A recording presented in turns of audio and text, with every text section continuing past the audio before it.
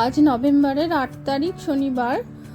তো আজকে আমি বানাবো তন্দুরি চিকেন। সেটা কোথায়? এয়ার ফ্রায়ারে। তো তার জন্য দেখো প্রথমে নিয়েছি জল ঝরানো টক দই। দইটার জল অবশ্যই ঝরিয়ে নিতে হবে। আর তার মধ্যে দিলাম আদা রসুন বাটা। এর মধ্যে রসুনটা বেশি আছে, আদাটা একটু কম আছে। আর একটু হলুদ গুঁড়ো যাতে একটু রং হয়, একটু ধনে গুঁড়ো, একটু জিরে গুঁড়ো,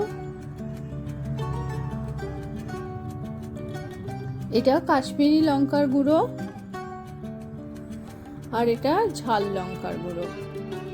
একটু ঝাল ঝাল লাল লাল হবে, তবে না তন্দুর দেখতে ভালো লাগবে। আর একটু গরম মশলার গুঁড়ো, ওই শাহি গরম মশলা যেটা, সেটা।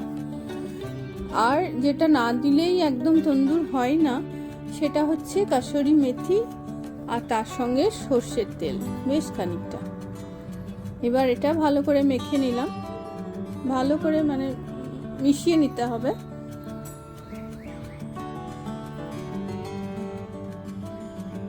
এবার এই ব্যাটারটার পরিমাণে দেব লবণ। আর এই যে চিকেনের লেগ পিসগুলো আমি আগে থেকে লেবু আর নুন মাখিয়ে রেখেছিলাম।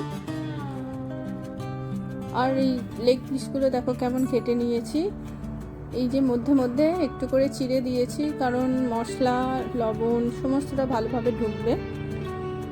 আর এই দেখো কতটা জল বেরিয়েছে, এই জলটা ফেলে দেবো। এবার এই লেগ পিসগুলো এই মশলাটার সঙ্গে পুরো ভালো করে মাখিয়ে নেব। তারপরে মাখানো হয়ে গেলে, এখন বাজে দুপুর 12টা, তো এটা রাত্রিবেলা বানানো হবে 8টা-9টার দিকে। এটা ভালো করে মাখিয়ে ঢাকা দিয়ে ফ্রিজে রেখে দেবো।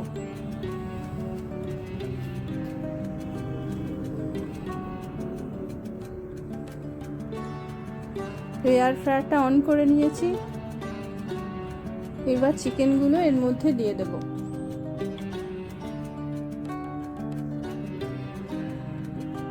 এতে বানালে তন্দুরটা খুবই ভালো হয় খেতে, মানে একটুও কাঁচা থাকে না, পুরো সুন্দরভাবে হয়ে যায়। 5টা লেগ পিস আছে।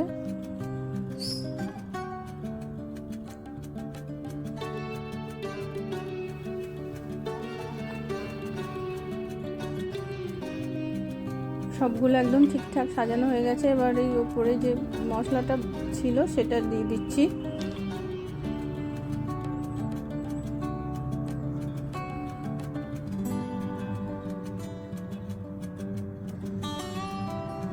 এবার অন করে দিয়েছি, ওই তন্দুর মোডে দিয়েছি। এবার টেম্পারেচার দেব 180 টেম্পারেচার আছে। আর টাইম দেব কত? 17 মিনিট। তো এবার স্টার্ট করে দিলাম, দেখা যাক। দেখো এই যে তন্দুর মোড, ওই তন্দুর মোডে দিতে হবে 180 ডিগ্রিতে 17 মিনিট। 17 মিনিট হয়ে গেছে। এবার দেখি কিরকম হলো।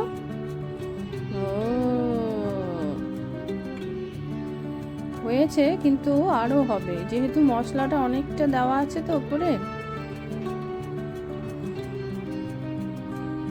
এবার এগুলোর উপরে আর একটু করে কি দেব না, আমি বাটারটা গলিয়ে রেখেছিলাম, সেই গলানো বাটারটা ব্রাশ করে দিচ্ছি। প্রত্যেকটাতে এরকম ভাবে মাখিয়ে নিতে হবে।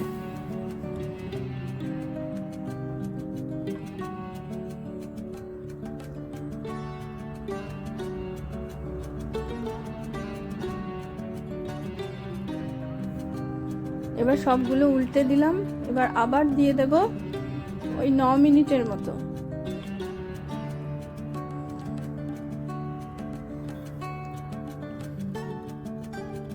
ওই 3 দাগটা প্রেস করে করে পুরো তন্দুর মোডে নিয়ে গিয়ে এবার টেম্পারেচার নয়, টাইমিংটা কমিয়ে দিচ্ছি। পুরো 9 মিনিট দিলাম।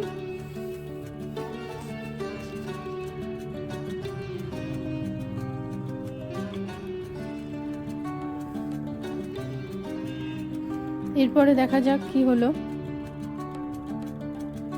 যেহেতু লেগ পিসগুলো অনেকটা বড় ছিল, এবার কিন্তু দারুণ হয়ে গেছে।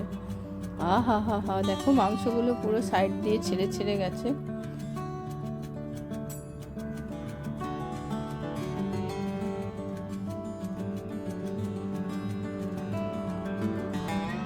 এটা দুবারেই হয়ে যায়, প্রথমে একবার দিয়ে তারপরে উল্টে দিয়ে আর একবার দিলেই হয়ে যায়। কিন্তু যেহেতু এটা বড় বড় লেগ পিস আর মশলাটা একটু বেশি করে দিয়েছি, তো সেই জন্যে আরও একবার দেবো, আরও একবার 5 মিনিটসের জন্য দেবো। তো দেখো 5 মিনিটস দিয়েছিলাম, তো ফাইনাল একদম পুরো মানে আর দিতে হবে না, পুরো হয়ে গেছে আর কি সুন্দর পুড়েছে না।